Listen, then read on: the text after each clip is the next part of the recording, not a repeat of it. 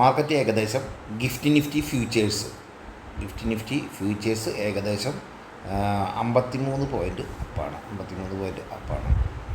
ഒന്നാണ് 7.45.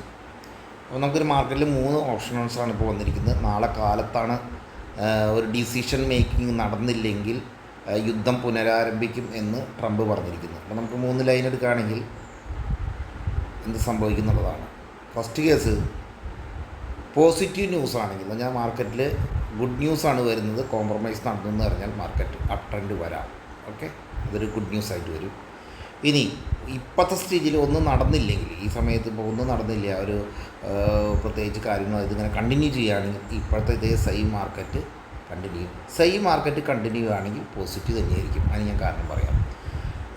പല കാര്യങ്ങൾ അതിൽ ഉണ്ട്. ഇതരം ഈ വളരെ നെഗറ്റീവായിട്ട് ഫയറിങ് സ്റ്റാർട്ട് ആവുകയാണെങ്കിൽ മാത്രമാണ് ഭയങ്കരമായിട്ട് താഴ്ച ഉണ്ടാവുള്ളൂ. അപ്പോൾ ഈ ഫയറിങ് സ്റ്റാർട്ട് എന്ന് പറയുന്നത് നമുക്ക് കാലത്ത് കഴിയും. നാളെ കാലത്താണ് സമയം വെച്ചിട്ടുള്ളത്. നാളെ കാലത്ത് ഉള്ള തീരുമാനം ഉണ്ടാവണമെന്നാണ് പറഞ്ഞേക്കുന്നത്. അപ്പോൾ ഇതിൽ എസ്കലേഷൻ ഉണ്ടാവുകയാണെങ്കിൽ സ്വാഭാവികമായിട്ട് അത് ഇതാണ്. ഓക്കെ, എസ്കലേഷൻ്റെ തീരുമാനത്തിൽ എപ്പോഴും അപ് ട്രെൻഡാണ് ഉണ്ടാവുള്ളൂ.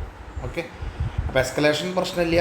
ഗുഡ് ന്യൂസ് പെട്ടെന്ന് ഉണ്ടാവാൻ സാധ്യതയില്ല, പക്ഷേ അതും ഗുഡ് ന്യൂസാണ്. ആ കൂടി ബാഡ് ന്യൂസ് കൂടിയാണ്. ബാഡ് ന്യൂസിൽ ഫയറിങ് ഉണ്ടാവുകയാണെങ്കിൽ അത് ഇത്തിരി ലേറ്റ് ആവാനുള്ള സാധ്യതയും ഉണ്ടാവാമെന്ന് കരുതുന്നു, നമുക്കറിയില്ല. അപ്പോൾ എന്തായാലും ഈ 2 സെക്ഷന് പ്രാമുഖ്യം കൂടുതലാണ്. അപ് ട്രെൻഡാണ്. അപ്പോൾ നമുക്ക് മാർക്കറ്റിനെ അപ് ട്രെൻഡ് കാണുന്നതായിരിക്കും നല്ലത്. എങ്കിലും ഇന്നത്തെ ദിവസം ആരും പൊസിഷൻ റിസ്ക് എടുത്ത് കൊണ്ടുപോയില്ല എന്നുള്ളതുകൊണ്ട് മാർക്കറ്റ് സൈഡ് വൈസ് ആവാനുള്ള സാധ്യതയും, അല്ലെങ്കിൽ ഉച്ച കഴിക്കുമ്പോൾ വല്ല റിസ്ക് വരികയാണെങ്കിൽ താഴത്തേക്ക് പോകാനുള്ള സാധ്യതയുണ്ട്. ഈ റിസ്ക് എന്ന് പറയുന്നത് ക്രൂഡുമയാണ്. അപ്പോൾ ക്രൂഡ് ഇപ്പോൾ ഏകദേശം 95 നിൽക്കുന്നത്. അപ്പോൾ അത് വിഷയമല്ല, അത് ഓക്കെയാണ്. അതുപോലെ വളരെയധികം ക്രൂഡ് വേറെ രാജ്യങ്ങളിൽ നിന്ന്, പ്രത്യേകിച്ച് റഷ്യയിൽ നിന്നൊക്കെ വരുന്നുണ്ട്. അത് നമ്മളെ ഈ 695 തന്നെ നിലനിർത്തിക്കോളും, കുഴപ്പമില്ല. അതല്ലാണ്ട് ഒരു 55% വേറെ റൂട്ട് വഴിയൊക്കെ ഗൾഫ് റീജിയനിലെ ക്രൂഡ് തന്നെ വരുന്നുണ്ട്. അപ്പോൾ ആ ഒരു സപ്പോർട്ട് കൂടി കിട്ടുന്നതുകൊണ്ട് ഇവിടെ സപ്പോർട്ടിങ് ഓഫാണ്. അപ്പോൾ ഏതെങ്കിലും രീതിയിൽ ഈ ഒരു സെക്ഷനിൽ പ്രത്യേകിച്ച് ഒന്നും നടന്നില്ലെങ്കിൽ അത് പോസിറ്റീവ് ട്രെൻഡായിട്ട് മാർക്കറ്റിൽ മാറും. ഇനി അടുത്തൊരു ഇന്ത്യയെ സംബന്ധിച്ച് നെഗറ്റീവ് ട്രെൻഡ് എന്ന് പറയുന്നത് കൂടി ഒന്നേ ഉള്ളൂ. 28-ാം തീയതി ഇലക്ഷൻ കഴിഞ്ഞതിന് ശേഷം ഗവൺമെൻറ് വല്ല ക്രൂഡിന് ഉദ്ദേശിക്കുന്ന ഇവിടുത്തെ പെട്രോൾ വില കൂട്ടുമെന്നുള്ളതാണ്. അപ്പോൾ അതും നിങ്ങൾക്കറിയാമല്ലോ, പെട്രോളിന് വില കൂട്ടേണ്ടത് അത്യാവശ്യമാണ്. അപ്പോൾ ആ ലെവലിൽ അവിടെ ഒരു ചെറിയൊരു നെഗറ്റീവ് അല്ലെങ്കിൽ ചെറിയ സ്ട്രഗ്ലിങ് മാർക്കറ്റ് ഉണ്ടാവാനുള്ള സാധ്യത 28-ാം തീയതിക്ക് ശേഷം ഉണ്ടാവും. 28-ാം തീയതി തന്നെ ആവുന്നില്ല, 29-ാം തീയതി 30-ാം തീയതി എന്തെങ്കിലും ആവും. പക്ഷേ എന്തെങ്കിലും ചെറിയ സ്ട്രഗ്ലിങ് നമുക്ക് 28-ാം തീയതിക്ക് ശേഷം ഒന്ന് പേടിക്കുന്നുണ്ട് എന്ന് മാത്രം. ഇതൊരു പ്രധാനപ്പെട്ടതായിട്ട് എടുക്കണ്ട. എങ്കിൽ തന്നെയും ഇലക്ഷൻ കഴിഞ്ഞതിന് ശേഷം വില കൂട്ടുമോ എന്നുള്ളത് പ്രധാനമാണ്.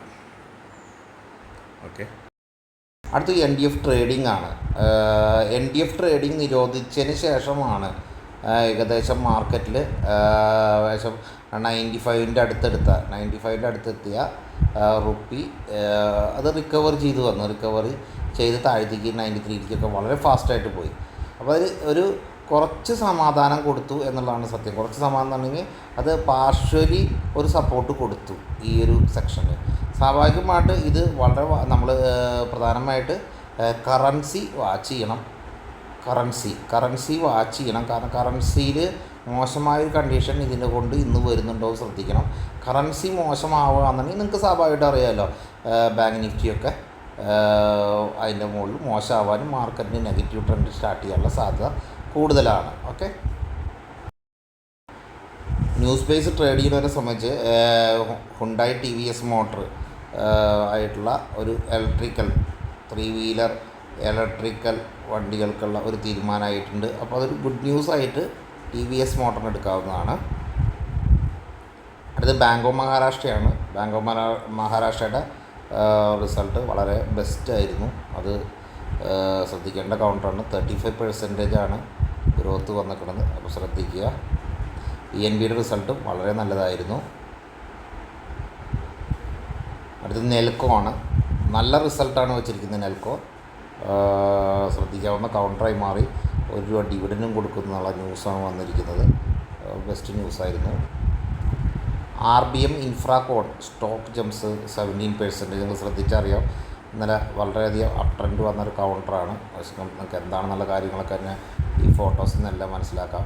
നമുക്കറിയാമല്ലോ, ഈ സെക്ഷനിൽ ചിപ്പ് സെക്ഷനിലൊക്കെ വളരെ ഓപ്ഷൻ നമ്മൾ ഗവൺമെൻറ് കൊടുത്തു കൊടുത്തിരിക്കുകയാണ്. ഈ സെക്ടറൊക്കെ ഇപ്പോൾ ശ്രദ്ധിക്കേണ്ട കൗണ്ടറുകളാണ്. അത് സ്റ്റെർലിംഗ് വിൽസനാണ്.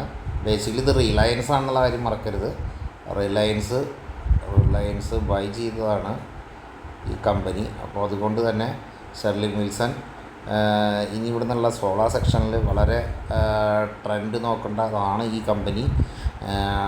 ശ്രദ്ധിക്കുക, ഇത് റിലയൻസ് ആണ്. റിലയൻസ് ബൈ ഇവരെ അക്വയർ ചെയ്തതാണ്. നല്ല റിസൾട്ടാണ്.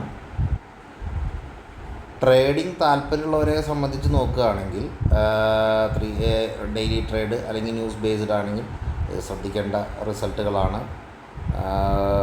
ഇതൊക്കെ ട്രേഡ് ചെയ്യാൻ വേണ്ടി നമുക്ക് ഇതൊക്കെ ട്രേഡ് ചെയ്യാൻ പറ്റുന്ന നല്ല ഷെയർസിൽ നോക്കാം. ടാറ്റ എലക്സി, സൺടെക്, ഇതൊക്കെ ട്രേഡ് ചെയ്യാവുന്നതും ഇൻവെസ്റ്റ് ചെയ്യാൻ പറ്റുന്ന കൗണ്ടേഴ്സുകളാണ്. ഇതൊക്കെ ശ്രദ്ധിക്കാവുന്നതാണ് മാർക്കറ്റിൽ. അപ്പോൾ 28-ാം തീയതി ഇലക്ഷൻ കഴിയുകയാണ്. ഓക്കെ, 28-ാം തീയതി ഇലക്ഷൻ കഴിഞ്ഞ് അത് കഴിഞ്ഞിട്ടായിരിക്കും പല ന്യൂസുകളും ഇന്ത്യൻ മാർക്കറ്റിനെ റിയാക്ട് ചെയ്യാവുന്ന ന്യൂസുകളൊക്കെ 28-ാം തീയതിക്ക് ശേഷമാണ് വരിക. അതൊരു 28-ാം തീയതി വരെ അതുകൊണ്ട് വലിയ റിസ്ക് അമേരിക്ക ഒഴിച്ചിട്ട് വേറെ ദിക്കിൽ നിന്ന് നെഗറ്റീവ്സ് ന്യൂസുകളൊന്നും ഇന്ത്യക്ക് ഉണ്ടാകാത്തതുകൊണ്ട് തന്നെ എപ്പോഴും മാർക്കറ്റിൽ പോസിറ്റീവ് ട്രെൻഡ് മാത്രം കീപ്പ് ചെയ്താൽ മതി. നാളത്തെ ഒരു യുദ്ധത്തിന് വേണ്ടി ഒരു നെഗറ്റീവ് ട്രെൻഡ് അല്ലെങ്കിൽ ഓരോ ഓപ്ഷൻ നെഗറ്റീവിൽ കൊണ്ടുപോകേണ്ട കാര്യങ്ങളില്ല. കാരണം ചതഞ്ഞ മാർക്കറ്റാണ്. ഇതിൽ വീണ്ടും കൂടുതൽ സ്ട്രഗിൾ ചെയ്തിട്ടുള്ള സെല്ലിങ് വരണമെങ്കിൽ അതിന് മാത്രമായിട്ടുള്ള വലിയൊരു നെഗറ്റീവ് ന്യൂസ്, വലിയൊരു ബോംബിങ് ഉണ്ടാവണം അമേരിക്കയുടെ സൈഡിൽ നിന്ന്. ഇതൊക്കെ വളരെ ചാൻസസ് റിമോട്ട് ആയതുകൊണ്ട് തന്നെ ന്യൂസ് ബേസ് ചെയ്ത് അപ്പ് ആൻഡ് ഡൗൺസ് വന്നാൽ നമ്മളെപ്പോഴും പോസിറ്റീവ് ട്രെൻഡ് എടുത്ത് ബിസിനസ് ചെയ്യുന്നതായിരിക്കും നല്ലത് ഇന്ത്യയെ സംബന്ധിച്ച്. ഓക്കെ, കറൻസി കൃത്യമായിട്ട് ശ്രദ്ധിക്കണം. കറൻസിയിൽ ചെറിയ മാറ്റങ്ങളൊന്നും വരുത്തിയതുകൊണ്ട് തന്നെ കറൻസിയിൽ നെഗറ്റീവ് ആണെങ്കിൽ എല്ലാം താളം തെറ്റും. അപ്പോൾ കറൻസി ഒന്ന് ശ്രദ്ധിക്കണം. ഇത്രയും കാര്യങ്ങളാണ് ഇന്നത്തെ മാർക്കറ്റിന് പറയാനുള്ളത്. Okay, thank you.